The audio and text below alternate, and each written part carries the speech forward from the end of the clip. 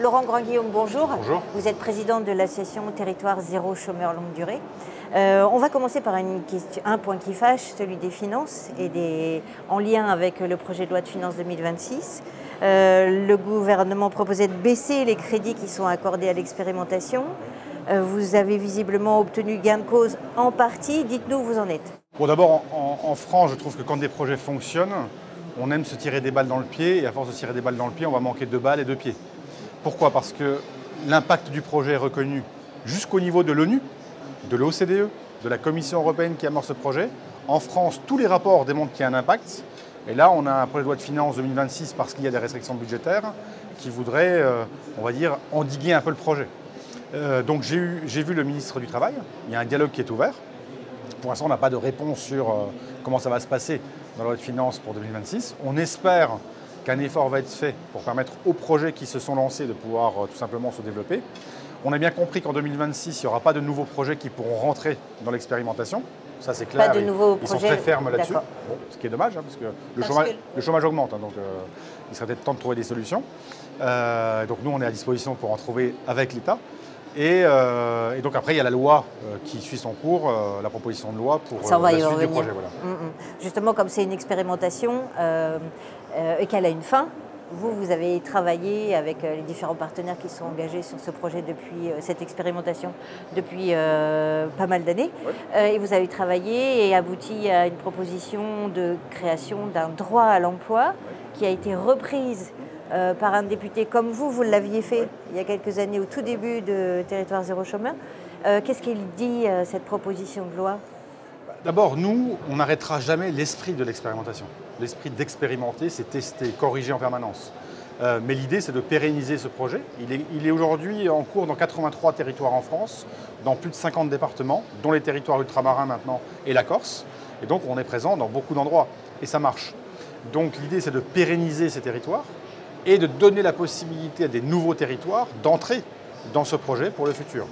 Donc la proposition de loi porte finalement cette pérennisation et cette extension future. C'est reconduire l'expérimentation telle qu'elle est aujourd'hui. Alors, sauf qu'il y a un débat avec l'État. L'État veut, et le gouvernement en particulier, apporter des modifications.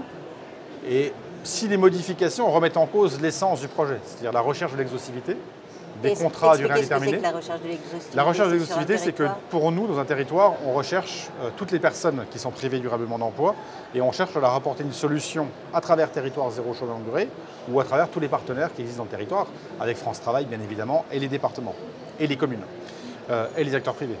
Et donc, cette recherche de l'exhaustivité, c'est vraiment ne jamais s'arrêter tant qu'on n'a pas atteint le fait que toutes les personnes ont une solution. Premier élément. Deuxième élément. Toutes les personnes volontaires. Toutes les personnes volontaires, bien sûr, il faut qu'elles soient volontaires. Et après, nous proposons systématiquement un contrat à durée indéterminée.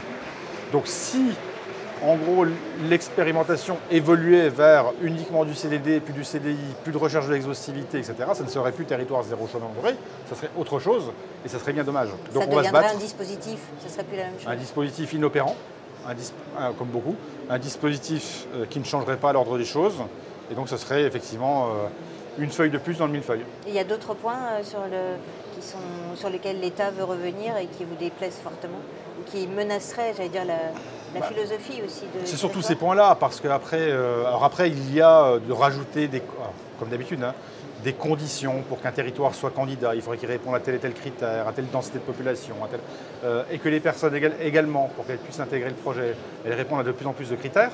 Donc ça, c'est ce qu'on a connu depuis des décennies et qui ne fonctionne pas.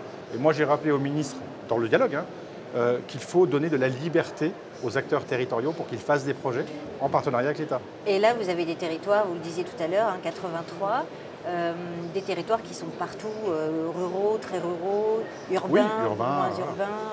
Après, j'ai trouvé que le ministre était à l'écoute, c'est-à-dire que j'ai le sentiment qu'il est assez porté sur la responsabilité territoriale, sur le rôle des territoires. Donc il y a une ouverture du dialogue. Donc on va dire qu'on va être optimiste, déjà, toujours, comme d'habitude, positif, et puis tenter de convaincre sur des bases factuelles les acteurs publics. La pérennisation de l'expérimentation, elle repose aussi sur un modèle un modèle économique qui reste fragile. Ça a été mis en exergue par notamment les deux récents rapports de la Cour des comptes ou du comité d'évaluation scientifique. Là aussi, quelle serait la solution pour que ça soit C'est-à-dire qu'aujourd'hui, on doit moins développer des activités. fragile. Voilà, c'est qu'on doit développer des activités qui ne sont pas en concurrence avec des activités existantes dans le territoire. Première condition. Donc déjà, ça restreint les activités possibles. Peut-être qu'il peut y avoir un desserrement de cet étau, entre guillemets, pour permettre de développer d'autres activités sans percuter une activité classique. Bon, premier élément. Deuxième élément, on est sur des activités, on va dire, qui ne sont pas développées. Donc, on est plutôt dans des activités de transition écologique, d'aide aux personnes, d'aide aux entreprises. Donc, qui sont des activités avec une rentabilité. Il n'y a pas de rentabilité particulière. Vous voyez, il y a un chiffre d'affaires, certes, qui est réalisé, mais il n'y a pas une rentabilité qui permettrait, et ce n'est pas le but, c'est l'emploi, de pouvoir développer beaucoup plus l'entreprise. Et troisième élément important, les publics que nous accueillons dans l'entreprise, dans ces entreprises à but d'emploi, ce sont des personnes qui sont en moyenne au chômage depuis 5 ans, qui sont en situation de handicap pour près de 30%. Oui, c'est une proportion très forte. Voilà, et donc on ne peut pas attendre de ces personnes le même niveau de productivité qu'une personne qui n'était pas au chômage, une personne qui n'a pas de handicap, une personne qui n'a pas de problématique particulière et de freins spécifiques. Donc il faut prendre en compte cet ensemble d'éléments pour produire des effets. Donc voilà, si on dessert un peu l'étau de la non-concurrence, on peut sans doute réussir à développer des activités supplémentaires pour améliorer. Qui permettrait d'améliorer. Voilà. Ok. Et dernière question, si donc la loi sur la création du droit à l'emploi n'est pas adoptée, ou en tout cas pas selon les conditions que vous fixez vous, ça veut dire qu'un certain nombre des activités qui ont été lancées, d'emplois qui ont été créés, vont devoir soit s'arrêter. Alors, on a eu l'assurance du gouvernement et du ministre qu'ils vont trouver une solution déjà pour pérenniser parce que le projet s'arrête à l'été 2026. Et donc il faut qu'il y ait une nouvelle loi votée avant l'été 2026, ce qui va être compliqué vu la situation politique. Donc le gouvernement s'est engagé, le ministre, à trouver une solution pour pérenniser les financements déjà jusqu'à fin 2026. Par amendement sans doute ou par d'autres solutions. Donc ça c'est un premier élément. Donc la proposition de loi, elle a donc un peu de temps pour être votée. Donc là elle va être débattue à nouveau dans l'hémicycle après la commission des affaires sociales, la 3e semaine normalement de janvier. Et après elle partira au Sénat. Et donc on espère qu'un accord sera trouvé entre le Sénat et l'Assemblée à terme pour que cette loi soit définitivement votée et promulguée. Sinon, ça dépendra de chaque territoire de réussir à trouver les ressources qui permettront. Sinon, c'est la fin du projet. Il n'y aura plus de projet. S'il n'y a pas de loi, il n'y aura plus de projet. S'il n'y a plus de projet, il n'y aura plus de personnes, de solutions pour ces personnes dans les territoires concernés. Donc personne ne veut ça, ni le gouvernement, ni les parlementaires. Donc si ni le gouvernement, ni les parlementaires ne veulent ça, on va forcément arriver à une solution dans la Ve République, logiquement.